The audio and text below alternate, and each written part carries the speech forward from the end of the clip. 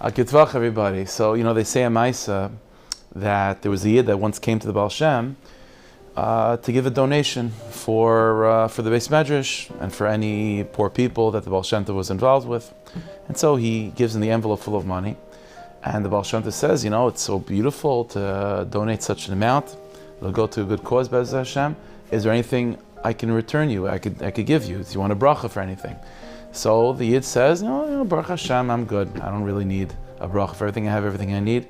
So the Baal Shem Tov says, what about your family? You want a bracha for, nachas from the children and health and so on? Everyone's fine. I'm good to go. I'm good to go. Okay? So Baal Shem Tov says, you know what? Then maybe if I can't give you a bracha, if you don't need anything like that, then maybe you could do me another favor. He says, what? He said, there's a particular letter, if you don't mind delivering this letter for me. He says, sure. So Baal Shem Tov goes to the other room, writes a letter, puts it in an envelope, and gives it to this Yid. And he says, I want this to be delivered to a Mr. Tzadok, that's the name of the person, Mr. Tzadok, who's the Gabbai Tzedakah, is the head of the charity fund in the city of Brod. Now, the city of Brod was not where this person was from. It was one of the neighboring cities, but this is a businessman, he travels a lot. So Baal Shem Tov said, if you find yourself in the city of Brod, Hashem, if you could deliver this letter to Mr. Tzadok, the head of the Tzedakah fund of the city. So sure. So the person, doesn't think twice about it, puts it in his coat pocket, and that's it. Okay. Meanwhile, the guy goes back home, forgets about the letter. Days go by, weeks, months, a couple years, and slowly but surely his business takes a turn, unfortunately. He begins to lose businesses, he begins to lose his parnasa, to the point of where he's mamish broke.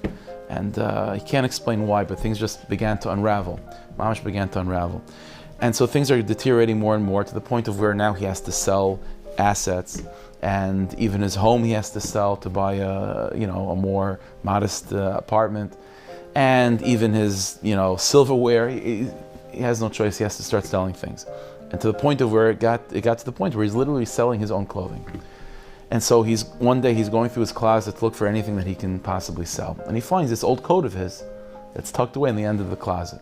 So he takes it out. He figures, okay, it'll be worth something. So he begins to try to clear out the pockets, make sure that it's good to be to bring to the market. And he notices in one of the pockets inside there's a letter, and he pulls out the letter, and it hits him like a ton of bricks. From what happened, this was 16 years ago. That's 16 years ago. He was by the Baal Shem when everything was going amazing, and he remembers vividly at that moment how the Baal Shem Tov offered to give him a blessing for parnasa, and give him a blessing for health and everything good. And he was and this person, he's thinking about himself that he was so confident in everything he has and how everything is set in stone that he didn't even want to take the bracha from the Baal Shem, and he's kicking himself. Why didn't I take the bracha? Why didn't I take the bracha? At the time I didn't think I needed it, but we're always biyad Hashem, we're always hanging by a thread. So but then he remembers to himself that letter that he never delivered with the message of the Baal Shem. So he says, you know what, okay, in the very least, let me do it now. So he finds a ride, hitchhikes his way to the city of Brod. And he walks around and he's asking people, and again, he's now a beggar, and he walks around and he's asking people, I have this letter to deliver to a Mr. Tzadok, who's the head of the tzedakah of the city. And, could someone point me in the right direction?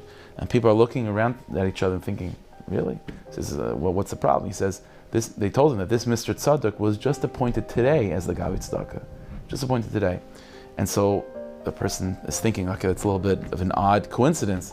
So he asks them, could you tell me a little bit about this Mr. Tzadok? And they tell him, well, the truth is, it's interesting. Throughout his whole life and his whole time spent in the city, he grew up here and so on. He was a simple person, a tailor, nothing major, not exceedingly wealthy at all, simple.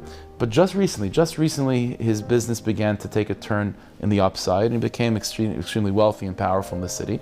And literally today, he was just appointed as a Gabbai Tzedakah. So this person's thinking, what are the odds of such a thing?